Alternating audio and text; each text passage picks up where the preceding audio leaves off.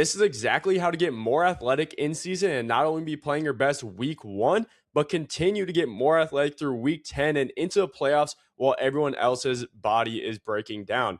Because the reality is, you probably worked with a trainer all offseason, got really good results, went to camps and performed well, and these coaches said, we'll be watching, and now you're in season, and you need the athleticism to actually pop on film, not only at the beginning of the season, but at the end of the season as well. But you don't exactly know how to manage that in season, and that's exactly why you're here. But if you're new here, I'm Jacob Hanson, and all we talk about around here is how to get super athletic and play at the next level, and passing on all the wisdom I learned on my journey to going D1 to make sure that you don't make the same mistakes that I did. Here's exactly how we're going to get into it today. I have 3 columns: start, stop, and continue. And this is what we're going to be starting now that we're in season, what we're stopping that we're in season, and going to continue doing from our off season to make sure that we can perform our best all fall long. We got to get started with something right away. We want to make sure that we're touching max velocity 1 time a week, and practice does not count for this, because you need to think of your body like a system, and it always wants to conserve as much energy as possible. And it's really hard for your body to stay extremely fast. Sprinting is the strongest stimulus in all of training, and that means it will regress the quickest. It takes about 5 days before your actual max velocity speed starts to diminish. So what we want to do is, outside of practice, outside of games, we need to be touching this max velocity once a week when we're fresh and not fatigued, to make sure we truly do hit above that 95% threshold. So typically what I recommend for guys, if you're playing on Friday nights, the best day to do this is really Sunday or Monday, because that's early in the week. Your body should be feeling good at that point from the game, but it's also really early where it's not affecting your performance on Fridays and later in the week when it starts to matter more. And really all we need here is 2, 3 10-yard flies just to get our body exposed to that high speed. We don't have to kill ourselves with a bunch of volume. That's all we're going to need throughout the entire season to make sure not only we're staying fast, but we're staying healthy as well, because sprinting is actually really good for injury prevention, because we are hitting that frequency enough times throughout the week that when we get on Friday nights, we're not going to pull a hamstring because we haven't sprinted an entire week at that full speed when you're out there on kickoff for the first play of the game. But then next, what we want to look at is we want to follow the same routine 24 hours before a game, because we have to make sure that all the offseason work that we've put in with our trainer and all the hard work that we've put in, all the accolades we earned the previous year, we want to step that up to earn that dream football offer that we want. We want to control all the variables 24 hours before a game to make sure we know exactly how we're going to feel and operate during the game, right? Whether it's a home game, whether it's an away game, whether it's your opener or a playoff game, we need to make sure that we can control everything from the 90 minutes before the kickoff, what we're eating the night before. What does our lunch even look like the day of the game? What is our visualization routine so that we can see the plays that we're about to make on the field before this actually happens? And this is something that I really work on a ton with my athletes, because at the end of the day, if we can't perform on Friday nights when it matters, nothing else actually matters for your recruitment if you want to go play D1 football, Power 4 football. Then next, of course, look for specialized help for your situation, because you've been working with someone all off season, you've been getting the results that you want, but now you have so much more on your plate. You have school, you have exams, you have your games, practices, team lifting. Those are all a bunch of variables, but the reality is most trainers aren't going to be looking at that and actually caring to figure out, how can we work your training in to keep you fast like we want, keep you athletic, get you more athletic in season actually, but then keep you healthy throughout the entire time? Because the thing is, the best ability is availability in season. And we can do the math here on a hamstring pull. Let's say week 6 and we miss 3 games, right? And say we got a 12-game season here. We just missed a quarter of the opportunities that we've been working for the entire offseason. So instead of being able to pull from 900 clips of film, we can only pull from 75% of that, whatever that is. And that's a massive missed opportunity simply because we weren't able to stay healthy, because we had no one managing all the variables in our life with everything that we have going on. and you worked with a random trainer that's just giving you a generic cookie cutter plan that he gives to literally everybody. And what do you know? You pull your hamstring week 6, miss 25% of the games, and then you don't have the same opportunities in the off season to go on these visits and actually earn the offers that you want.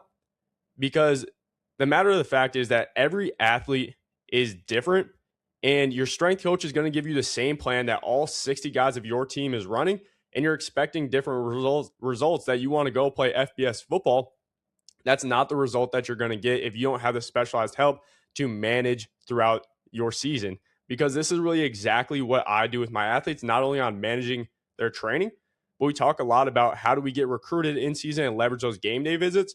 How do we even watch film so we can just be a better player out there? And like I said before, I manage all the variables for my athletes 24 hours out from a game of nutrition, hydration, visualization routines, our pregame warm-up before our team warm-up, so that everything is controlled and they have exactly what they need so that they can perform and give them the opportunities that they need to perform their best on the field and actually earn the offers that they want. Because those are the 3 things that I know you need to start doing. You need to touch that max velocity at least once a week when you're fresh, follow the same routine and control all the variables 24 hours before a game, and look for specialized help for your situation if you really want to maximize this and you are serious about playing that D1 football at your dream school. But of course, there's a couple things that we need to stop doing that we were doing in the off season to make sure we can perform our best on Friday nights all season long. And the first one is believing that you can't improve your athleticism, because the reality is if you're still watching this video, you don't have your dream D1 football offer yet. And that means something is lacking in your game, in your ability. And the easiest lever that we can pull to become that better athlete, become the better player that this dream school actually wants to recruit us, is improving your athleticism. Because they're going to look at, do you pass the eye test of your frame and your weight? That doesn't necessarily mean you have to be at your college weight already, because that's what they're doing your freshman year when you get there. But do you have a great 6'3" frame? Or you may be 5'11" like myself, which makes it a little bit harder. But what I had to then do was improve my athleticism, and that was the difference maker for me running a 4.9 40 to getting down to a 4.6 and now 4.5 40 that these coaches actually wanted to recruit me. So we need to understand that if we don't improve our athleticism, we are still going to have that problem 4 months later at the end of the season, and we're going to get some decent film, but it's not going to be good enough to the point where these coaches actually see that pop off your tape and want to recruit you the upcoming winter and spring. We need to develop in season to make sure that when everyone else is slowing down, we're still speeding up to make sure that we look great against our competition and give ourselves the best shot to earn those offers this season. Now, the next thing that we need to stop doing is stacking extra conditioning volume. This is the biggest mistake that I see with high school football players, because they believe that you want to work extra hard and become the best athlete you can be and show that you're a leader. So you're going to sit around and do gassers after practice.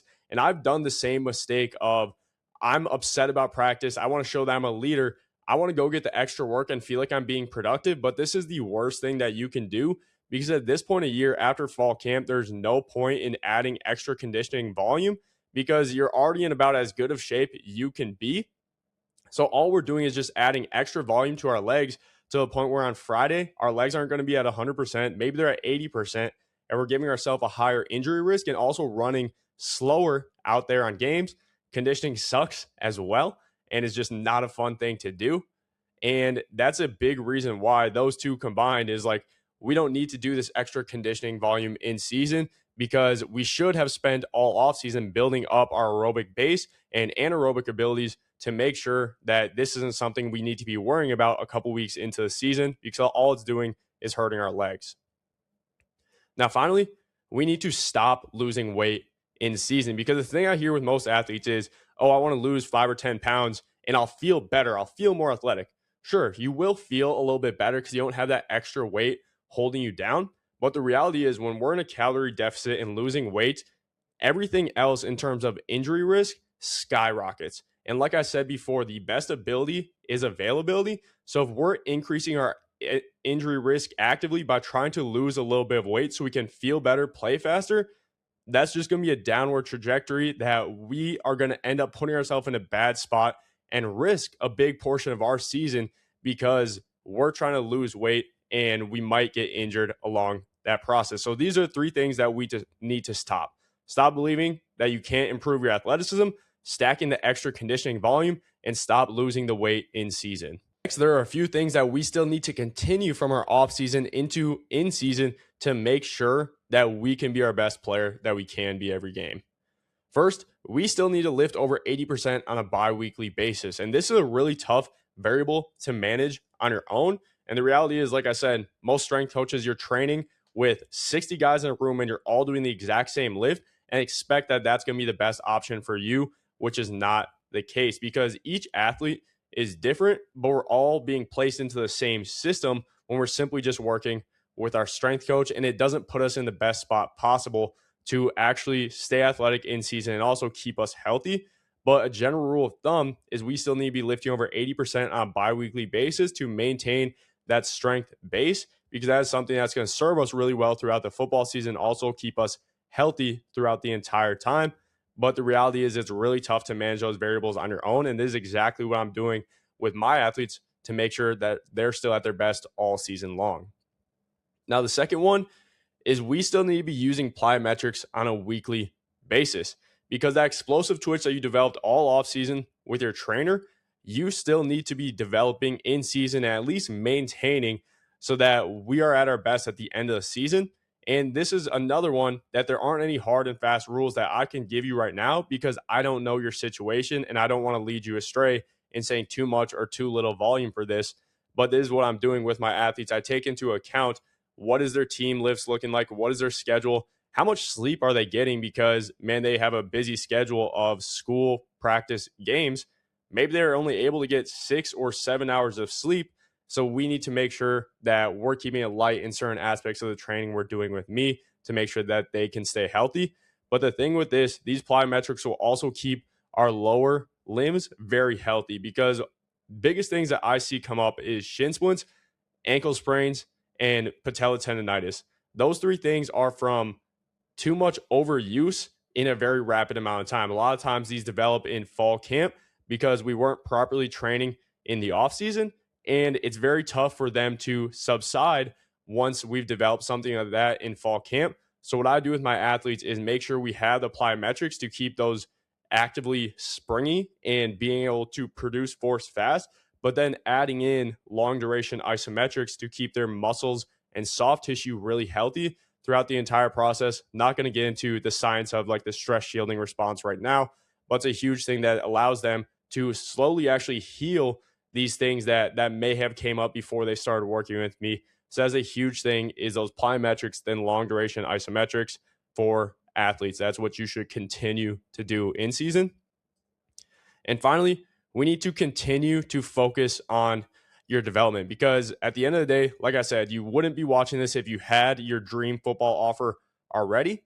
So that means there's something lacking in your game that these coaches are hesitating on and they don't see you as a guy that they're ready to offer. And the reality is, even when you have an offer or even a commitment like myself, that doesn't always mean it's secured. I was committed to Missouri State for over 6 months through my junior offseason and into my senior year, and they still pulled the commitment for things outside of my control. And that just means that I personally let up the gas a little bit and wasn't giving as much as I could. So then I was left in a little bit of a bind when midway through my season, I no longer had my commitment. And I really had to lock in and turn up the back half of the season. And good thing, though, is like I still focused on my development through that time and didn't completely stop training and kind of cruise it out because that would have left me in a really bad spot going into my senior year and trying to still play D1 football. End up working out. I'm obviously playing D1 at Furman University right now. But the moral of the story is that we need to continue focusing on our development at all times, even when we do have that dream offer, that dream commitment, because all we're doing is stepping up to another level of football. Senior year, you're probably going all region, all state, dominating literally every player around you. But when you get to college, you're back at the bottom level, and we need to continue to get better as a football player, as an athlete, mentally as a football player, understanding the game so that we can absolutely dominate at the next level, because we don't just want to be a bench warmer at our dream school. We want to be able to play and make an impact there. So these are 3 things that I would continue in season: lifting over 80% of your 1 rep max on a biweekly basis, using plyometrics on a weekly basis, and continuing to focus on your development for your long-term game. Now, if you made it this far in the video, I bet you're pretty serious about playing college football, and you've probably worked with a trainer all off season. You've been to multiple camps and actually got evaluated in person by these college coaches, and you know that your athleticism is the one thing holding you back, and you need to continue building it in season to make sure you earn your dream football offer. And if that sounds like you, then I have a special offer for you. I will personally work with you one-on-one this season to make sure you have the best season of your life guaranteed, going over all these concepts so you don't have to manage them on your own. And oh, by the way, this is just the tip of the iceberg, but making sure that you are going to have the best season of your life to set yourself up to actually earn your dream football offer. Now, if that's something that you're interested in, click the link below. I have an application that you can fill out, and I'll personally reach back out to you and let you know if this is the right fit and the next steps moving forward. If not, I hope you got some value out of this video and got a couple actionable pieces of advice that you can use to make sure you have the best season of your life this fall. If not, I hope you got some value out of this video and you got some actionable advice that you can implement right now to make sure that you have the best football season of your life. I'll catch you guys in the next one.